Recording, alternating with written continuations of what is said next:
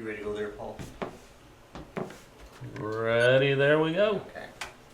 So while we're on the subject of authority and expertism, I put up this slide. One of our blog readers shared this some time ago, and I thought it was funny. Do not confuse your Google search with my medical degree. So you have this notion of the superiority of expertism over just any old schmo who can look up something on Google if they're looking for an answer, especially when it's medical related. So we've got this idea of the superiority of expertism over just what any one of us can do, and that kind of prompted me to come up with I came up with my own coffee mug for this. It says, "Do not mistake your seminary degree, which taught you to think other men's thoughts for the rational, independent thinking and discernment of a spirit-filled, born-again child of God." Right. So That's a good cup. Somebody needs to make that. I think we need to. Yeah, we need I think to. TANC needs to Yeah. make this cup available. We've got our No Authority T-shirt, right? Right. We've got our peer review T-shirt. I think, yeah. And now we've got the seminary degree Right. coffee. I think we need to make that happen. I think there'd be a market for that. Oh, yeah. Eat out there. All right. On your platter knife. Take your Bibles and turn to the Gospel of John, chapter 9. John, chapter 9. I want to end my series with this account that we find in John, chapter 9, because it presents probably the most comprehensive examination of the thinking and operation of the leadership of institutional religion. Going back to the first session, and if you didn't see the first session, you can go back to the archives. It's also going to be available on the TANC's YouTube page, and we'll put links to all this stuff later. But go back and watch my first session, and I talked at length about the progression of thought of the collectivist ideology. Because everything that we see here with this notion of authority is a product of the collectivist mindset, because we are talking about the prescription of political force. And that's all authority. That's all an authority is an appeal to some kind of political force to coerce you to take a certain action or to behave a certain way. And I think the best example of where we see this taking place before our eyes in the Bible is here in John chapter 9. And so I guess you could say that I've saved the best for last. At least I think it's the best. That's my opinion. You might not think so, but that's okay. And I wanted to devote an entire session to the exegesis of this one passage, simply because it is rather lengthy. But because it is so lengthy, it bears taking the time to work through it, just so we can fully get a grasp of the implications of all that is taking place in this passage. This account takes up the entirety of chapter 9. We won't take time to examine the entire chapter. This is a story that most of you are probably already familiar with. This account in John chapter 9 seems to take place in chronological order immediately after the events of chapter 8. And so we have one of those unfortunate chapter divisions here in our Bibles. In chapter 8, Jesus was in the temple, and we have another rather lengthy passage where John describes in some detail this encounter that Jesus had with the Jews. Now, I've used this phrase or this expression, the Jews, several times here in the last couple sessions. I think we should take the time to just clear things up a little bit. Whenever we see this term, the Jews, in Scripture, there are a couple of things that this could mean. First of all, it could refer, obviously, to those who are Jewish born. Okay? Ethnic Jews. Okay? If you were born in Israel, if you were born to a Jewish family, you are a Jew. Right? The next level that we could take this, in this expression, the Jews, would be a way to refer to not only those who are Jewish born, but those who are the most devoted to Jewish orthodoxy or traditions. Okay? Because obviously some people are going to be more adherent to certain customs than others. So in any society, in any culture, you are going to have, the real hardcore, those who are the most devoted to the orthodoxy, to the traditions, are going to follow it with the most passion. More often than not, this expression, the Jews, refers specifically to Jewish leadership. So you've got the rabbis, the elders within the community, the members of the Sanhedrin, which would be the Jewish legislative body, okay, or the various political sects, whether it be the Pharisees or the Sadducees, okay. And of course, the term Jews could refer to all three of those elements, all of the above, okay. So in chapter 8, Jesus had this encounter with the Jews, and there's this lengthy exchange, and Jesus makes this well-known statement where he says, "Before Abraham was, I am." Notice he didn't say before Abraham. That doesn't sound like proper English. You don't say before Abraham was, I was. Okay? He uses present tense. Before Abraham was, I am. So using this present tense, you get this sense of continuity from past continuing into the present. But if you think of it in terms of the Hebrew language, or what they were speaking in this time was Aramaic, which is a form of Hebrew, saying this expression, I am, is the word Yahweh, which of course is the term that Jehovah used to identify himself to Moses at the burning bush. Okay? He said, I am that I am. He said, I am the self-existent one. I exist. I am who I am. And so at this point in the encounter, the Jews, they just about went ape. Because Jesus was either saying that he existed before Abraham, or he was saying he is Jehovah. Okay? So the Jews were getting ready to stone Jesus after this, and Jesus just simply turned around and he just casually walked through the crowd and left the temple. And it says he passed by. So then we come to chapter 9, and at the beginning of chapter 9 we kind of pick up, and it says, as he was passing by. So you can get the idea that there is a chronology here. So chapter 9 happens right on the heels of chapter 8, right after he exits the temple. So very briefly here, Jesus and the disciples leave the temple, and they see this blind man. Now, at this point, I use the term man here very loosely, and a little bit later on, you're going to understand why. But we are told that this person, this man, was blind from birth. And that's critical to keep in mind. So Jesus sees this man, he gets down on the ground, he makes some mud, he rubs the mud on the man's eyes, and then he tells the man to go wash in the pool of Siloam. The text in chapter 9 says that the name Siloam means sent. But when you examine the Hebrew word, the word Siloam is actually a transliteration from a Hebrew word. And in the Hebrew, the name of the pool literally means cast out. Okay? Cast out.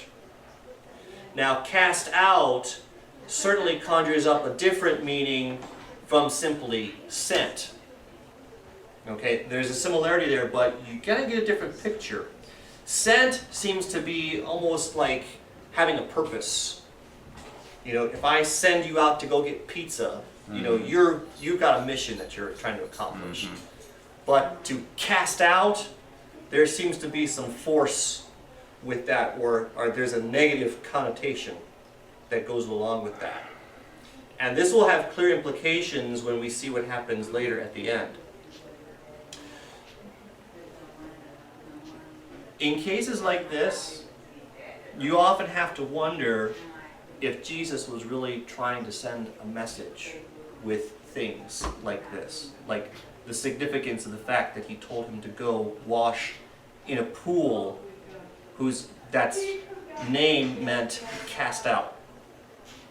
We'll come back to that. It would be an interesting study to take an in-depth look at the historical significance of this pool, but we're not going to get into that here. That's going to be a study, will be a study for another time. What I will say is that this pool served as a fresh water source. It seems that this pool of fresh water was located just outside the southern wall of the temple. And if you remember, going back again to our Acts study, we did some an in-depth study at one time about the temple. And we learned that the southern end of the temple was the main entrance. So I showed some pictures, and I should have taken the time to, now that I think about it, I should have taken the time to put those pictures up here again, just so we can get an idea, just for clarity's sake. But the southern wall of the temple had this huge staircase going up. And there were two main gates on either side. So it was massive. So it could service a lot of people. So this was the entrance that most people used to come and go from the temple. This is also the place at this southern wall of the temple where a lot of beggars gathered. Peter and John, in the book, I believe it was Acts chapter 2 or Acts chapter 3, went into the temple and they found the lame man begging for alms on these same steps at the southern end of the temple. Okay, so it's reasonable to assume that this pool of Siloam was located near this main entrance. And here you have this blind man, and I think it's reasonable to assume that this blind man was also begging, because you have this pool, this fresh water source where people are coming to get their water every day, and also the main entrance to the temple. So this is a very public place with a lot of people coming and going. Jesus sends this man to this very public location. He says, go wash your eyes out in this pool where everyone will see you. So he does this, and being a very public place, everyone there now sees this blind man who can all of a sudden now see. So everyone starts talking among themselves. They say, hey, is that the blind man? I know him. Is that the blind man? How is it that he can see now? And so they go up to him and ask him, what's happening? And he tells them a story about how Jesus put the mud on his eyes and told him to go wash in this pool. And so now this is where we're going to pick up the narrative, because this is where it really starts to get interesting. Because now the Pharisees come into the picture. Our good old buddies, the Pharisees. And as we go through this, I want you to notice just how the Pharisees operate. Let's start at verse 15. Verse 15 of John chapter 9, we read, Then again the Pharisees also asked him how he had received his sight. He said unto them, He, being Jesus, he put clay upon mine eyes, and I washed, and I do see. Therefore said some of the Pharisees, This man is not of God, because he keepeth not the Sabbath day. Others said, How can a man that is a sinner do such miracles? And there was a division among them. Now that's interesting. Because first of all, Jesus is considered a sinner because he didn't keep the Sabbath. Now let's think about this for a minute. Let's go back to the Ten Commandments for a second. I think this is the third or fourth commandment, right? Fourth commandment, Exodus chapter 20. Remember the Sabbath day to keep it holy. 6 days thou shalt labor and do all thy work, but the seventh day is the Sabbath of the Lord thy God. In it thou shalt not do any work, thou, nor thy son, nor thy daughter, thy manservant, nor thy maidservant, nor thy cattle, nor the stranger that is within thy gates. According to Jewish orthodoxy, Jesus violated the Sabbath. Anyone who does even a cursory reading of the New Testament should be able to come to the conclusion that the Jewish system of orthodoxy was predicated on a justification where perfect law-keeping was the standard, right?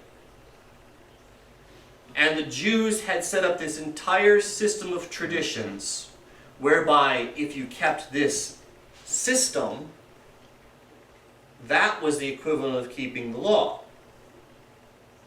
Okay? You had the Apostle Paul in Galatians. This is what he railed against the Galatians for, because you had this sect of Christianity that had immediately sprung up, where they were trying to say, okay, well, yes, you got to believe in Jesus Christ, but you also have to be circumcised. Okay? Because it was still necessary to keep the law. And so by observing this ordinance of circumcision, you were then, that was, in a sense, fulfilling the whole law. Right. Okay? So you still got this notion of some system of orthodoxy that replaces the law itself, but that's good enough to fulfill the law. And then they lived any way they wanted to, Yeah. because the law was being fulfilled through the ritual. Yeah. Right. And so the Jews had this entire system. Okay, yeah, sorry I said all that. All right. So in this system of orthodoxy, there was an entire section devoted specifically to regulations for the Sabbath. For example, you could only walk a certain number of miles on the Sabbath. It was called a Sabbath day, a Sabbath day's journey. In the case with Jesus, what did Jesus do? How did Jesus violate the Sabbath according to their orthodoxy? Well, he healed somebody on the Sabbath. Well, healing somebody, that's doing work. You have to work to heal somebody. But here's the other thing that's interesting. He made mud. And the one about mud is kind of funny, because this goes to the regulation where you couldn't make bricks. And you have to, and all their buildings were made out of clay bricks. And if you've ever seen, my kids and I have found this channel on YouTube of these guys in a jungle somewhere in Indonesia, and they make all these great elaborate structures in the jungle out of just the materials there, and they build a lot of these things with mud. Right. And they clear out a big hole, and they get some mud, and they fill it with water, and then they get a bunch of dry grasses, and they mix it, and they mix up this clay, and they use that to cover up their buildings and seal things up. So Jesus making mud is a technicality where he's not supposed to do that on the Sabbath. Right. Okay? So the fact that Jesus bent down on the ground and made mud, he violated the Sabbath. Okay? He healed someone. Okay? You're not supposed to do any work on the Sabbath. Now here's where the Pharisees encounter their first dilemma, and it should be obvious. On the one hand, they have labeled Jesus a sinner because he has violated the Sabbath. But on the other hand, he performed a miracle, which they clearly acknowledge. They can't deny what just happened. Okay, but they don't know how to reconcile this now. Okay? He did this great work. How can he be a sinner if he healed somebody? See their dilemma? Now, having said all this, we should immediately be able to see another problem. And this is a problem with the modern Protestant view on justification. it is no different than what the first century Judaism taught, that righteousness is based on perfect law keeping. Do you see do you see the problem? Do you see where I'm going with this? And if you don't, there was another slide I was going to put up. I forgot to put up, but we have R.C. Sproul, our good friend R.C. Sproul, and his quote about double imputation, where he clearly stated that Jesus was right. Jesus wouldn't have this righteousness if he hadn't kept the law. He said it. Right. Okay, this is what R.C. He clearly said Jesus wouldn't have been righteous Right. if he didn't keep the law. So Right. what's the assumption? The assumption here in Protestantism is Jesus' whole basis for righteousness was his perfect law keeping. But he didn't keep the law. He worked on the Sabbath. Right. Okay, how do you reconcile that? What's the problem? It's right here. You can't get around it. What about all the other times when Jesus healed somebody on the Sabbath? There's other accounts where that happened. We can even go to other passages in the Gospels and see other examples of where Jesus didn't keep the Sabbath, like the time he and his disciples walked through a grain field and they were plucking grains of corn off as they went and ate it. Mark chapter 2, verses 23 and through 28. And it came to pass that he went through the cornfields on the Sabbath day, and his disciples began as they went to pluck the ears of corn. And the Pharisees said unto him, Behold, why do they on the Sabbath day that which is not lawful?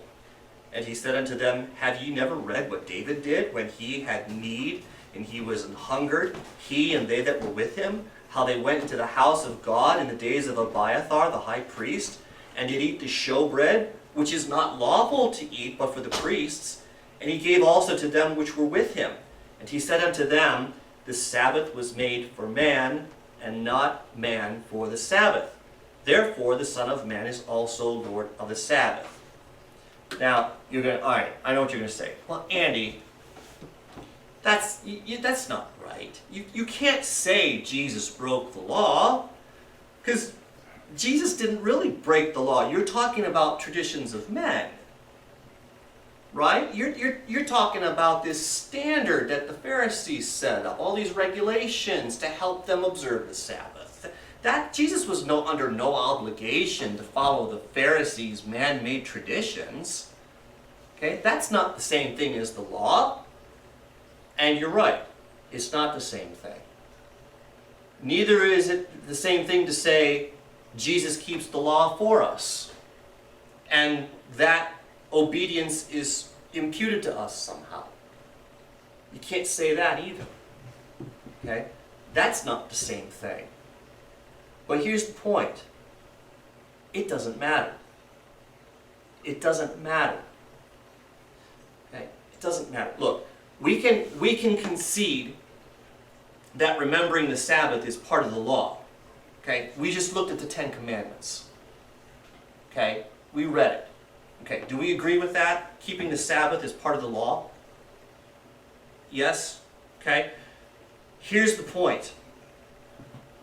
And I already brought this up. The Apostle Paul bent over backwards trying to make this point clear in both Romans and Galatians. The law doesn't justify. Okay? This is the equivalent of saying, I reject your premise. I'm not even going to bother answering your question because your premise is wrong. Right. Okay? The law doesn't justify. Even if you do keep the Sabbath, okay, for argument's sake, let's assume you do. Whether it's the actual law itself or some system of traditions, it doesn't matter. The law doesn't justify. What was the purpose of the law? In the 2014 TANC conference, I stood here and I made the case that the purpose of the law was for sanctification. And you can go back to the archives and review that for yourselves. The law was for sanctification. The law was also a will. The law was also a guardian that took Old Testament saints into protective custody. But moreover, the law is the vehicle for showing love to God and others. That's the purpose of the law. It was never meant to justify. So, don't stand here and argue with me about trying to make these points about Jesus keeping the law or not. It's irrelevant. Because the law was never meant to justify. And I get so frustrated having these conversations on Facebook with people who can't get their brains around this fact. Right. They're trying to argue against me by saying, well, yeah, but they create their own tautology with this. They say Jesus obeyed the law, therefore he was righteous. Well, Jesus was righteous, therefore he kept the law. And round and round and round and round and round they go. And I just want to say, stop! Don't you get it? It doesn't matter. The law doesn't justify. Can we get that through our brains? If you learn nothing else out of these sessions, the law doesn't justify. Mm-hmm. So keeping it, not keeping it, it's irrelevant. At least for purposes of justification. All right, rant over. So how does keeping the Sabbath show love? How does keeping the Sabbath show love if the obedience to the law, if the law is for the purpose of showing love? Well, first and foremost, it's obedience to God. Okay, John 14:15. If you love me, keep my commandments. But what was the purpose of the Sabbath? Why did God give man the Sabbath? Jesus said, the Sabbath was made for man. Right? Why did God make the Sabbath? It was to give man a day to rest. Right. Okay? And animals. Yeah, God knew that man needed a day off. Right. So he gave us a day so that we could have leisure and not be burdened with the tasks of labor, so we could recover and have strength and energy to go back to work and do it all over again. I run a mobile concession trailer, for those of you who don't know. I have a normal location, a regular spot where I set up throughout the week. I don't do this as much as I used to, but on weekends I used to do special events from time to time. And I did this, one of the biggest events I did was for Otterbein University for their equestrian program. Every once in a while they would have like an equestrian tournament, and they'd have schools from Findlay, from Miami University, Bowling Green. They would all come and have this big equestrian tournament go on, and they would have me come in and serve food for their tournament. And usually it was only one day. It was usually like on a Saturday. Well, there was this one time where there was this big regional tournament that they had, and it was going on for 2 weekends. It was going to be a Saturday and Sunday for 2 weekends in a row. So they wanted me there both days, in addition to me working Monday through Friday at my regular spot throughout the week. So I worked 21 days straight without a day off. And I tell you, I was so exhausted. I actually by the time it was over, I actually ended up taking the next Monday off after that, I remember. Because I was so beat down and worn out. Because I worked 21 days straight without a break. I was so exhausted. And I said, I never want to do that again. I'm never doing that again. Never. And I understand the importance of why God made a day of rest for man, because he knew we needed it. You know, you gotta understand that. Okay?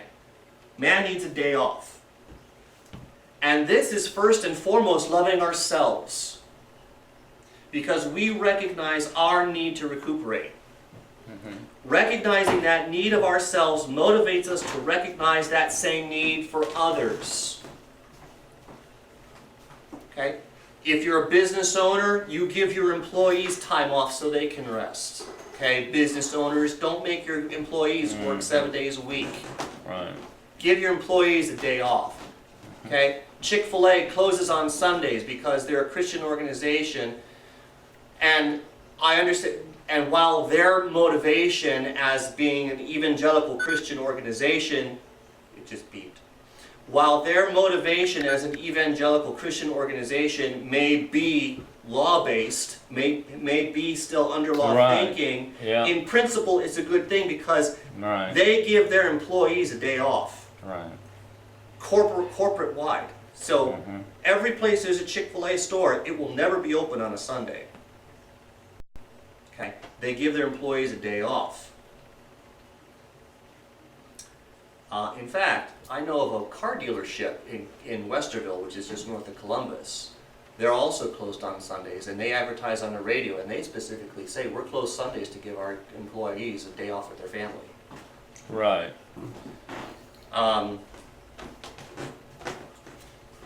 We don't plow our fields so that even our work animals can rest. Okay, of course now I'm thinking back now in Right. first century times. Okay, you know your In America. your beasts of burdens need time, Right. need to rest. Okay, and speaking of animals,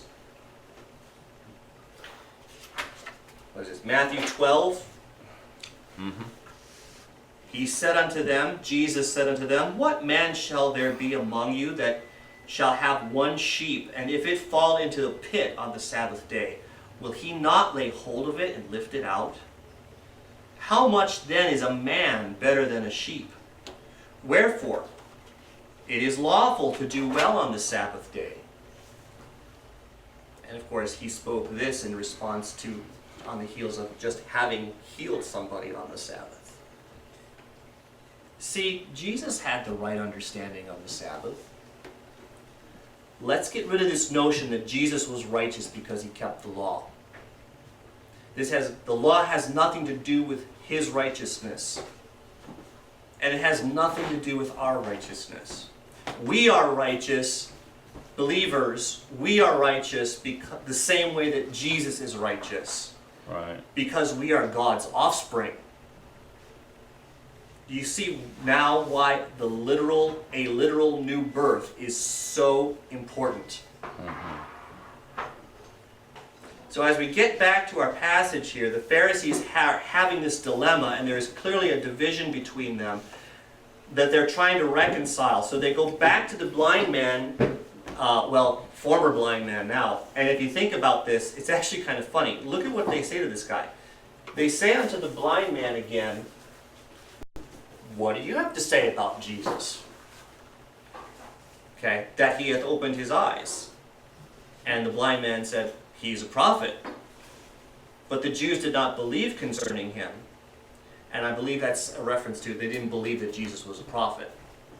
They're either saying they either didn't believe Jesus was a prophet, or they don't believe what Right. the blind man is saying. Mm-hmm. Okay.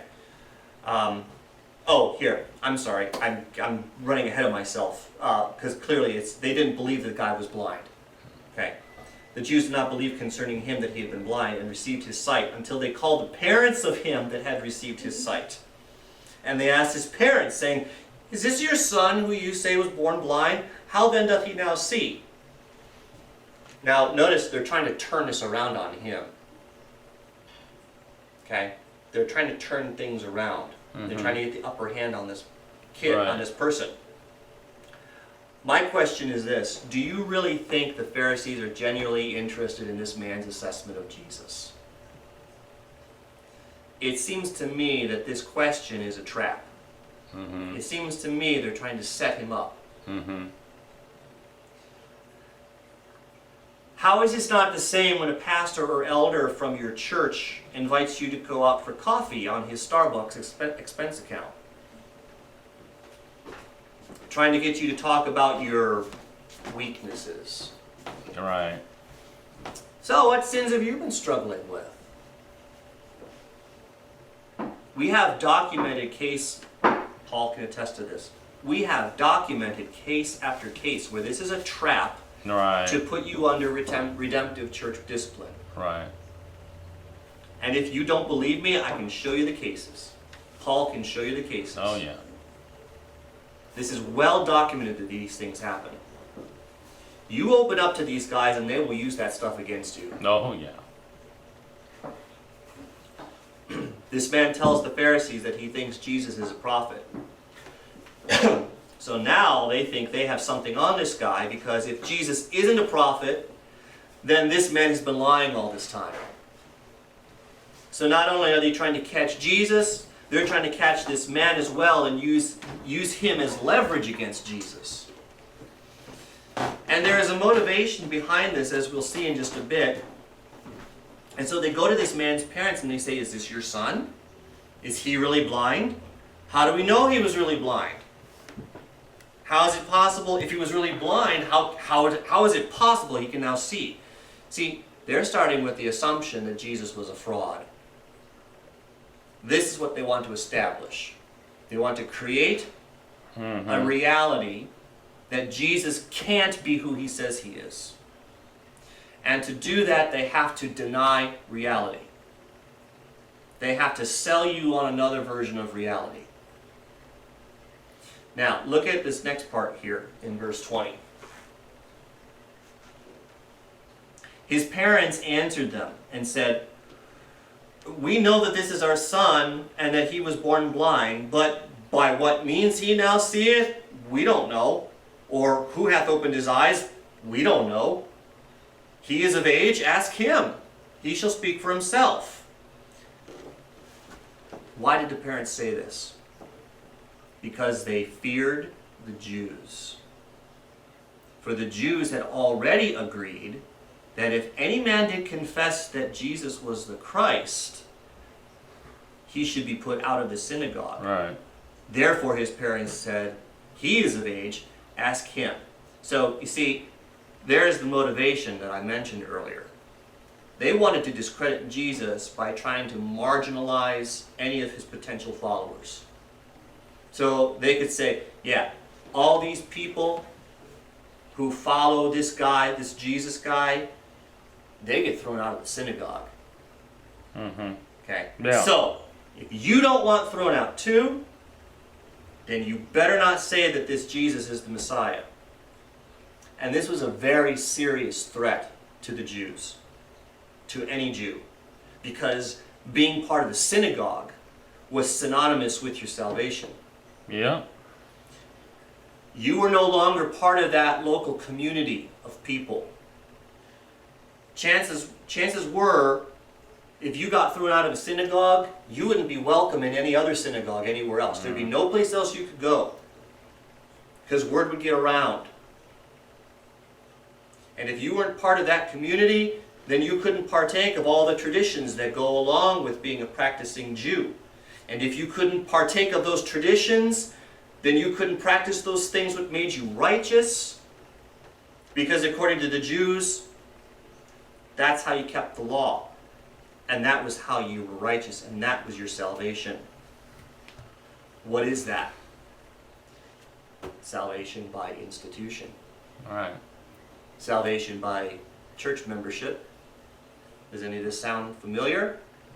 I know stories of people who have been excommunicated from churches under the guise of redemptive church discipline, and they can't go to any other church, any other affiliated church, because the pastor and the leadership doesn't end run around them and goes to all those other churches in the area and says, this guy's got some issues that he hasn't dealt with. All right. You can't welcome this person into fellowship. Right. It happens. This is also why I find that the name of this pool is ironic. Remember, Siloam in the Hebrew literally means cast out. Right. And now we're dealing with a situation where you have this man and his parents at risk of being cast out of the synagogue. You see why I say Jesus knows what he's doing here? Things like this just don't happen by accident. Okay, this is more than just a coincidence. Now here's the other part of this. The parents want no part of this game. Notice that? They can see what's happening. Oh, yeah. They know that if they don't give the right answer, they risk excommunication. Right. So they just defer back to the man. which makes you kind of wonder if this blind man is indeed a man, okay, with the implications of him being a grown man. Why are they going to his parents? And so I think there is a hint given in the text when the parents say, notice they say, he is of age. Do you need to even state that if it's apparent he's a grown man? Okay. If he's a grown man, why do you have to say he's of age? Ask him. That should be obvious. Jewish tradition, I think that could be 12 years old. Yeah, this is why I think this man is actually a young teenage boy. Right. Okay. This phrase "he is of age" is what's important. Jewish boys come of age at 13. 13. For girls, it's 12. 12. Okay. This whole coming of age aspect it's more than just a societal thing. It actually means that he is accountable to the law. He is allowed to practice and participate now in all the traditions and become a functioning Orthodox individual. Which means he has studied enough, he has been taught enough about the law and the traditions that he can now follow them on his own. Mm-hmm. Okay? This is why this is so important. Okay? So, this boy, even though he's just a teenager, okay, he's already been instructed enough that he knows what's what. He's very well versed now in Jewish law, traditions, cultures, customs, the scriptures. Okay? And he's old enough to be of age, but he still looks young enough that others may not be sure exactly how old he is. So if you see a teenage boy, you don't know if around the age of 15 or 16, you don't really know how old he was. Some kids can be 15 and look like they're 12. Some kids can be 12 and look like they're 17. All right? So that's why I think there's a real possibility here that we really are dealing with a young teenage boy, and it's not really clear how old he is. Right. At least to those who are around him, which is why now the Pharisees go to his parents. Mm-hmm. Okay? Now let me ask you this. What kind of parent willingly throws their 14-year-old son under the bus like these parents just did? Mm-hmm. Are you kidding me? Even if he is of age, you're going to throw your 14-year-old son under the bus? What kind of parents are these? This is utterly reproachable. So, can you now imagine the abject fear these parents have of these religious leaders? They are so scared of being labeled troublemakers. They are so scared of being lumped in with the Jesus crowd.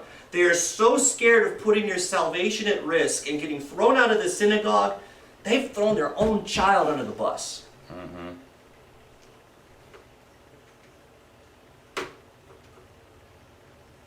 Verse 24. Then again called they the man that was blind, and they said unto him, Give God the praise. We know that this man is a sinner. And he answered and said, Whether he be a sinner or no, I know not. One thing I know, I used to be blind. Now I can see. Okay? You say this man's a sinner. Well, I don't know anything about that. All I know is, this is what I know. I used to be blind. He put some mud in my eyes. He told me to go wash in the pool. Now I can see. Okay? You want me to explain it? Tell you what I know. Okay? You see how he states reality? This is reality to him. Mm-hmm. Okay? Now look at the rest of this. Look at how this man, okay, keep in mind this man is probably a 14-year-old boy. Oh, yeah. Okay? Look at how he interacts with the Pharisees now. Okay? Yeah. This is great. It is. Like trying to get out of trouble. This is great. This is classic teenager. So he says to them again, did he do to thee? How opened he thine eyes? He answered them, I told you already, didn't you hear me? Dude, I already told you. Why do you want to hear it again? Are you interested in being his disciples? He's being that stiff. Whoa, dude! You talk about And the of course guts. he knew better. Wow. Yeah. This Wow. is smart, Elliot. Are you asking, why are you so interested about Jesus? Do you want to be his disciple too? I love it. I love it. They reviled him and they said, thou art his disciple, but we are Moses' disciples. We know that God spake unto Moses. As for this fellow, this Jesus, we don't know where he came from. And so the boy, answered and said unto them, wow, herein is a marvelous thing, that ye don't know where he comes from. And yet he has opened my eyes. Now, we know that God heareth not sinners. Look at that. I love this. We know that God heareth not sinners, but if any man be a worshipper of God and doeth his will, him he heareth. Since the world began, was it not heard that any man opened the eyes of one that was born blind? If this man were not of God, he could do nothing. Now, whether or not this is really a 14-year-old boy or a grown man, this interaction is still fantastic. And I think it's even more fantastic when we consider that he's just a young kid. Okay? This guy is a thinker. Are you catching this? He's intelligent. He's not attacking them. I mean, he's getting snarky with them. Okay? But he's attacking their argument. Look at the reasoning he's using with them. He is surgically dissecting their conclusions by tearing apart their assumptions. First, he's incredulous that they don't have an answer about Jesus' origin. They don't know who he is or where he came from. And they are the ones that are supposed to be the theological experts. Right. They are supposed to be so studied. He's bringing up points that they should already know. Right. And he says, if this is so, okay, here's my argument. Premise what? Premise A, premise B. If these things are true, then shouldn't the conclusion be this? No one's ever healed a person blind from birth before. Doesn't that tell you that this man's from God? We know of somebody else that was like this, right? Nicodemus. Jesus is talking to Nicodemus, told Nicodemus, you must be born again. Nicodemus was a Pharisee, a Jewish leader, an expert. And Jesus was incredulous that Nicodemus had no clue what being born again meant. But see, they don't want to acknowledge this. Why? Because it doesn't fit their reality. Right. Remember the philosophical progression of all tyrannies? The philosophical progression of thought of collectivist ideologies? Remember that from our first session? And that is exactly what we are seeing played out here, right before us, with these Pharisees. A religious tyranny. They are the self-proclaimed arbiters of truth, because only they have the ability to bring truth to the masses, who are fundamentally undisabled to discern truth themselves. This is their reality. This is the reality that they are trying to compel you to accept. And when you don't, they threaten you with violence. Look at how indignant they become. Verse 34, they answered and said unto him, thou wast altogether born in sin, and thou dost teach us? Where is your theological pedigree, little boy, young man?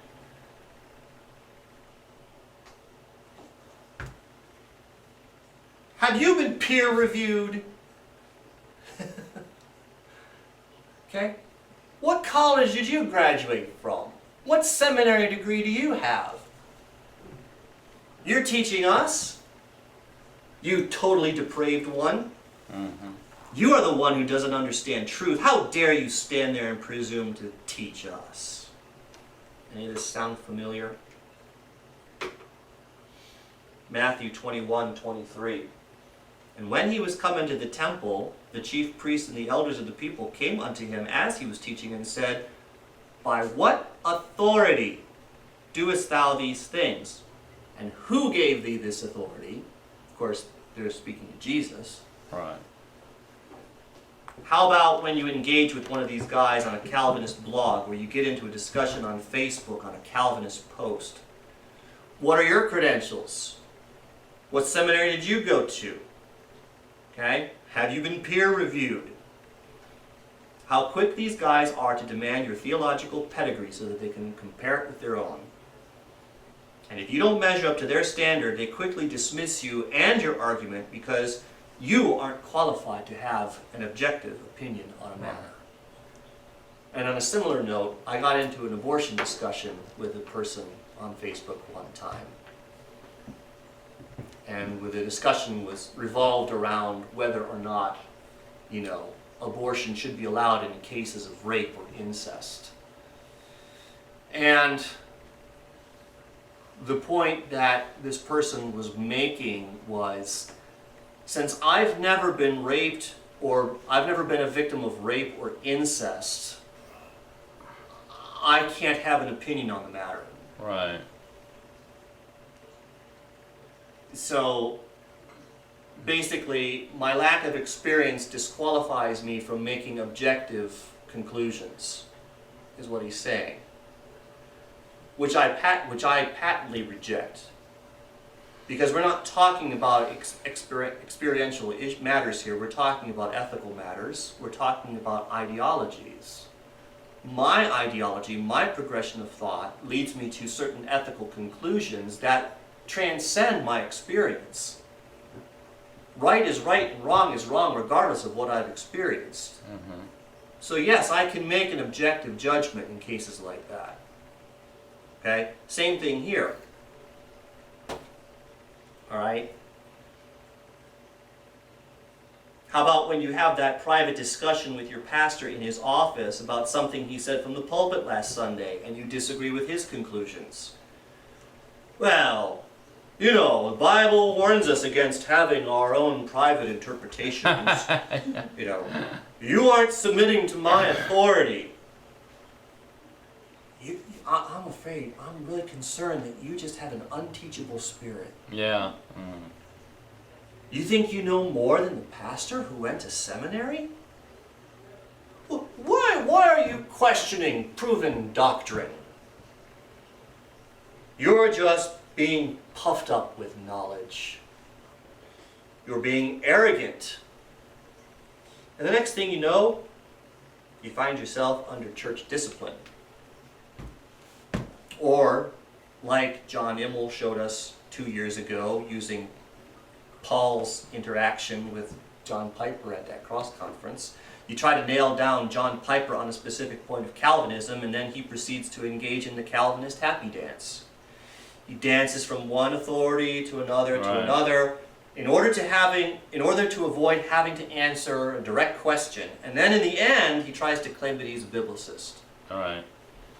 But here's the greatest of hypocrisy. You are the one who was born in sin. Mm-hmm. You were the one born in sin. The totally depraved one, so you can't understand truth, because you're totally depraved. Now, what should be the obvious question? How are they not a victim of their own depravity? Right. How do they get the epistemological pass on depravity? And what was the end result of this encounter? Did they listen to this man, this boy's reasoning? Were they persuaded by his fantastic argument? Did they concede his argument and even stop to consider it in the slightest? Did they stop to think for even a second that this guy might have a point? Maybe we should think about this. What was the end result? Yeah. Can you see that on the screen? Mm-hmm. Why? Because they wanted their power.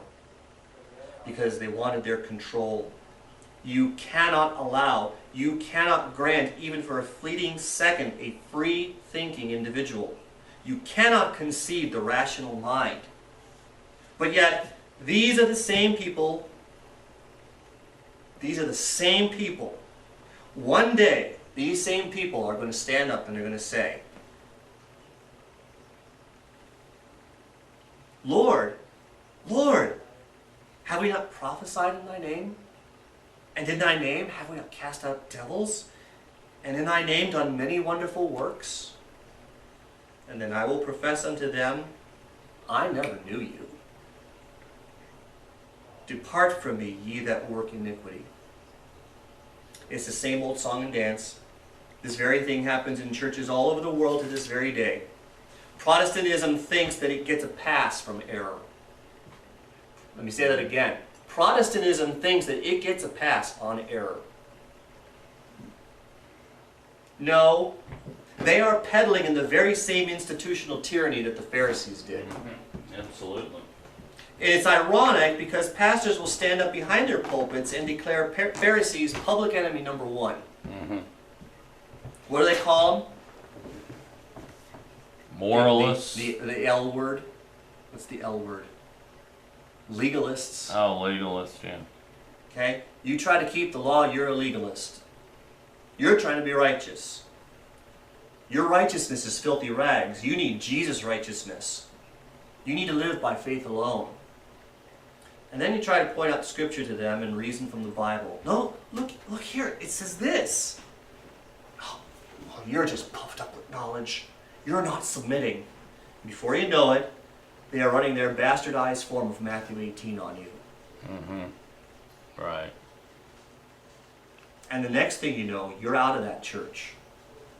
And you become persona non grata with every friend you thought you had at that church. Mm-hmm. Every friend you thought you had. Mm-hmm. Folks, this is nothing new. The writers of Ecclesiastes was right. There is nothing new under the sun. So take heart. Don't let this get you down. Okay? This is not a church issue. This is not really an argument about theology. These are the logical conclusions. What you see happening are the logical conclusions that result from a system of thought. So, why would it come to us as any surprise to us when we see it repeat itself over and over? Okay? They're just following the natural course of their assumptions. This vicious cycle will only end. This vicious cycle will only end when you decide that you will no longer be their slave. Right. Questions? Comments? Here, I'll check email.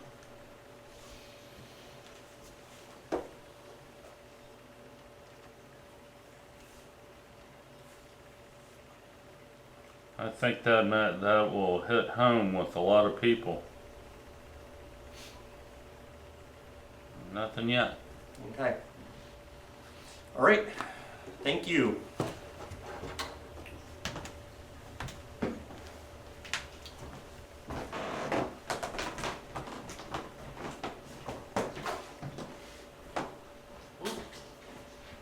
Good and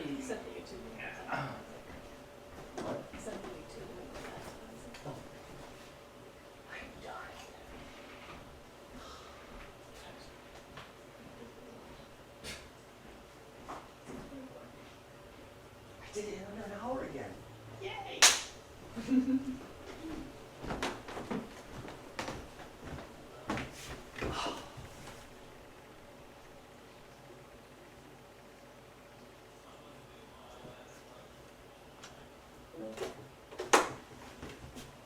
What? I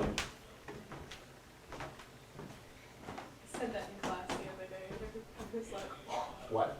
it's time for you to get a watch. Oh. Grace goes, Hannah, what time is it? And I'm like, time for you to get a watch.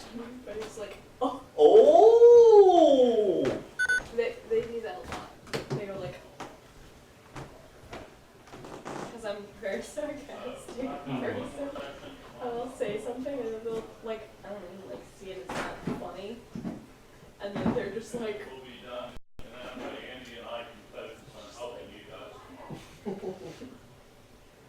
I'm like, God, I did something right. Grace is the other girl, right? Yeah. You and Grace and Steph. Yep. And Grace is in my station team. Okay. And he says he's gonna like rotate you guys around, like rotate the teams Everybody around. can name their whatevers.